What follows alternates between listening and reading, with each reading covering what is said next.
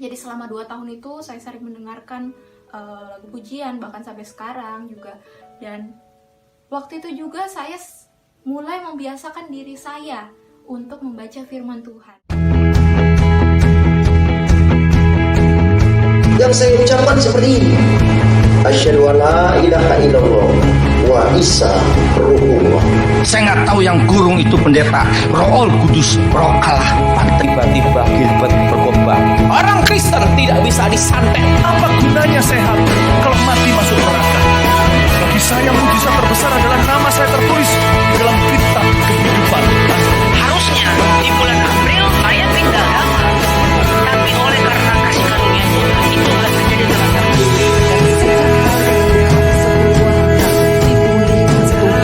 sekarang setiap malam kami keluarga.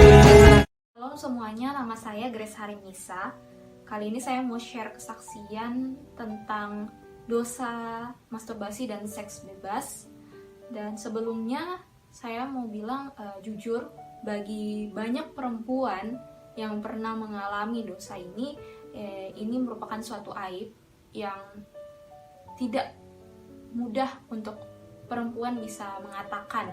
Tetapi di sini saya mau berani untuk berbagi kesaksian rohani saya, karena saya percaya Tuhan mau memakai saya untuk membantu teman-teman di luar sana, khususnya perempuan-perempuan yang mengalami hal serupa atau yang sedang mengalami, agar kita sama-sama bisa lebih dekat pada Tuhan, agar teman-teman juga bisa lepas dari keterikatan seksual itu. Oke, jadi saya mulai aja. Jadi kisah saya ketika saya pertama kali mengalami dosa seks ini, yaitu waktu saya kecil. Waktu itu saya masih SD, masih sangat kecil sekali, dan itu karena pengaruh lingkungan. Jadi karena teman-teman dan sebagainya membuat saya akhirnya jatuh ke dalam dosa seks. Waktu itu masih masturbasi, dan akhirnya terus saya lakukan sampai saya besar. Tetapi ketika saya SMP, waktu itu sempat ada kebaktian kebangunan rohani atau KKR, dan sekolah saya diundang untuk mengikuti ibadah itu. Jadi saya, teman-teman, dan guru agama saya pergi ke KKR itu. Di situ selama saya mengikuti ibadah KKR itu, saya merasakan bahwa selama ini saya berdosa. Dan ketika masuk dalam doa, saya menangis dengan hebatnya. Saya menangis terseduh-seduh, sampai teman saya di sebelah saya heran, bingung, kenapa Grace nangis seperti itu, biasanya cool, kalem, ini kok menangis gitu. Karena yang saya pikirkan waktu itu ialah saya sangat berdosa. Saya sangat-sangat nggak tahu harus bagaimana. Tetapi dalam hati saya bilang, Tuhan, saya mau bertobat, saya mau lepas dari dosa seks itu, dosa masturbasi itu. Dan akhirnya setelah beberapa lama saya tidak melakukan, tetapi suatu waktu saya mendengar seperti ada bisikan dari telinga saya yang bilang begini, Grace, ayo coba lagi, sekali aja, nggak masalah kok, nanti habis itu stop, sudah nggak melakukan lagi gitu. Sekali aja gitu. Ada niat yang timbul dari hati saya juga gitu. Jadi akhirnya karena saya nggak tahan, saya melakukan lagi, dan akhirnya saya balik lagi ke dalam dosa masturbasi itu sampai saya dewasa. Nah, waktu dewasa saya pacaran, dan dosa yang tadinya saya lakukan sendiri akhirnya semakin dalam gitu. Akhirnya saya terjerumus juga dalam dosa seks bebas. Dan kalau mau dibilang jujur, selama dalam hubungan pacaran, kalau hubungan itu sudah dilandasi oleh seks bebas, maka akan banyak terjadi hal-hal yang membuat hati kita pedih gitu, seperti gak tenang, gelisah, khawatir. Hubungan itu dilandasi oleh rasa tidak betul-betul saling menyayangi satu sama lain. Ada keterikatan hawa nafsu di balik itu semua gitu, yang membuat emosi saya waktu itu naik turun, dan akhirnya memicu pertengkaran, adu mulut lah, atau saling keras kepala, egois satu sama lain begitu. Dan akhirnya membuat saya semakin dalam gitu, masuk ke dalam suatu pikiran yang gelap, yang saya nggak tahu lagi harus seperti apa. Dan saya sempat memohon pada Tuhan untuk bisa lepas begitu, tapi semakin dalam saya melakukan hubungan itu, maka semakin saya susah untuk lepaskan. Jadi maksud saya di sini ialah kalau hubungan kita atau pacaran kita dengan seseorang itu sudah terlanjur dengan melakukan hubungan seks, maka akan susah untuk lepaskan itu semua. Kecuali kita betul-betul mau meminta pertobatan, dan itu butuh waktu, nggak serta-merta instan begitu. Dan itu yang saya rasakan, nggak semuanya langsung saya lepas, nggak, susah banget jujur. Dan di situ saya mengalami pergumulan yang hebat. Akhirnya setelah saya putus dengan mantan pacar saya ngerasa dunia itu gelap. Pandangan saya itu ke masa depan saya itu kayak saya nggak punya masa depan. Rasanya kayak ingin mengakhiri hidup, karena di pikiran saya, gimana ya, saya cewek gitu, apa masih ada yang mau dengan saya? Apakah masih ada yang mau menerima saya suatu saat nanti begitu? Dan masa depan saya juga saya nggak tahu harus bagaimana gitu. Situ saya down banget. Dan setelah putus, beberapa bulan setelah itu ada teman-teman saya yang mengajak saya untuk ibadah di suatu gereja. Dan jujur waktu ibadah itu ibadahnya berbeda memang dengan gereja saya. Dan sebelumnya memang kalau saya mau katakan selama saya dari kecil sampai saya besar, itu saya cukup aktif di gereja. Saya ikut paduan suara lah, saya ibadah lah, saya berdoa lah. Tapi ketika saya merasakan worship waktu itu, pujian waktu beribadah di gereja itu, saya merasakan kalau worship yang saya nyanyikan bersama orang-orang lainnya, jemaat lain, itu betul-betul dari dalam hati gitu. Jadi saya merasakan, kayak ada suatu kedamaian, ketenangan gitu.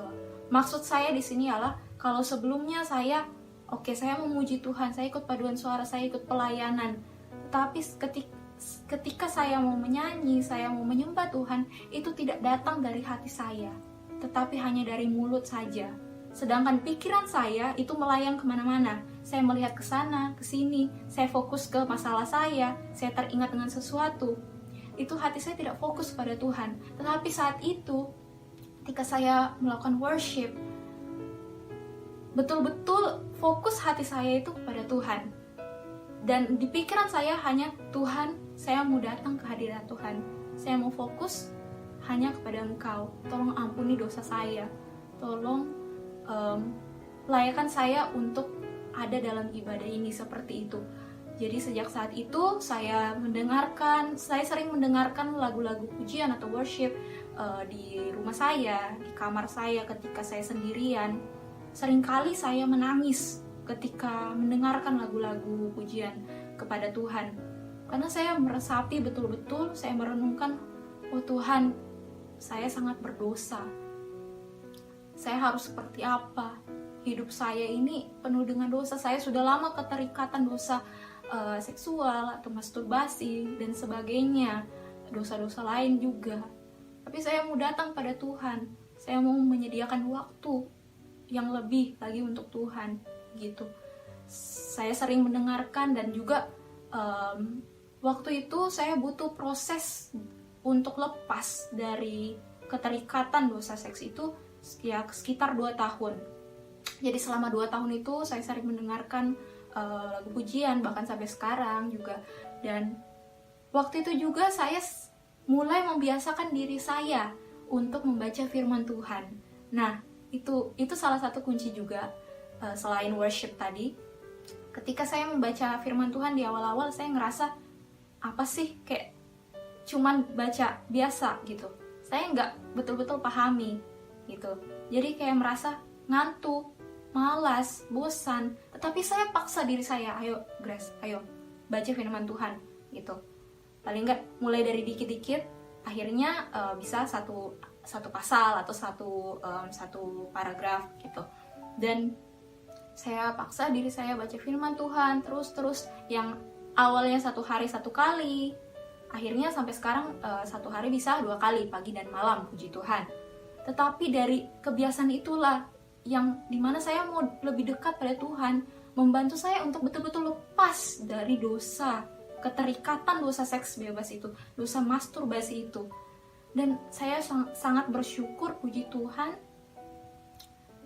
saya dimerdekakan, Tuhan mengampuni saya, Tuhan mengangkat saya dari keterpurukan yang awalnya saya pikir saya nggak punya masa depan, nggak ada cowok yang mau sama saya. Sekarang saya mikir Tuhan punya jalan yang terbaik bagi saya. Jangan takut, jangan khawatir, jangan gelisah. Tuhan punya porsi yang sudah ada untuk saya, begitu. Asal saya tetap berada di dalam Dia, asal saya tetap memegang tangan Tuhan. Itu yang saya percaya. Dan puji Tuhan sekarang saya sudah lepas. Dan inilah yang mau saya bagikan ke teman-teman di luar sana. Bagi kalian yang sedang mengalami atau pernah mengalami, tetap ingat ada Tuhan Yesus yang menolong, ada Tuhan Yesus yang menguatkan kalian. Yang kalian perlu lakukan hanyalah datang pada Tuhan, itu aja. Saya ingat dulu waktu itu setelah saya putus, kondisi saya hampa, putus asa, saya ngelihat keluar ke langit pun itu kayak gak ada pandangan, kayak mau apa saya di dunia ini, seperti itu. Tapi saya percaya sekarang Tuhan mau memakai saya untuk menjadi berkat bagi teman-teman di luar sana. Dan yang waktu itu saya lakukan ketika saya sadar bahwa masih ada Tuhan. Saya datang kepada Tuhan, saya tutup pintu kamar saya kunci, saya bertelut, saya berdoa, saya memohon pengampunan Tuhan dari dalam hati saya yang paling tulus, sungguh-sungguh. Jadi teman-teman ingat dalam 1 Yohanes pasal 1 ayat 9 berkata, jika kita mengaku dosa kita, maka Ia adalah setia dan adil, sehingga Ia akan mengampuni segala dosa kita dan menyucikan kita dari segala kejahatan. Asal kita mau mengaku dosa kita, asal kita mau berjanji untuk lebih dekat pada Tuhan dan tidak mengulanginya. Percaya Tuhan sanggup. Tuhan maha sanggup untuk melepaskan kita semua dari itu semua, dari keterikatan dosa itu. Itu aja kesaksian rohani dari saya. Semoga menguatkan teman-teman di luar sana. Semoga kita semua, saya berdoa buat generasi muda agar mau semakin banyak generasi muda yang mau berani mewartakan kebenaran firman Tuhan. Karena hanya Tuhan Yesuslah satu-satunya jalan kebenaran dan hidup. Tidak ada seorang pun yang datang kepada Bapa kalau tidak melalui Tuhan Yesus. Percaya padanya dan berdoa. Saya bertobat, saya berdoa sama Tuhan, tiba-tiba Tuhan pulihkan keluarga saya. Papa saya sudah berhenti judi, papa saya sudah berhenti mabuk, dan dia mulai datang ke gereja dengan mama saya. Adik saya yang waktu itu dia berpacaran dengan orang muslim, tiba-tiba dia putus dengan pacarnya dan akhirnya dia sekarang menjadi pelayan Tuhan di gereja. Kakak saya juga seperti itu, dan saya bersyukur karena ketika Tuhan selamatkan hidup saya, ternyata Tuhan juga selamatkan satu keluarga saya.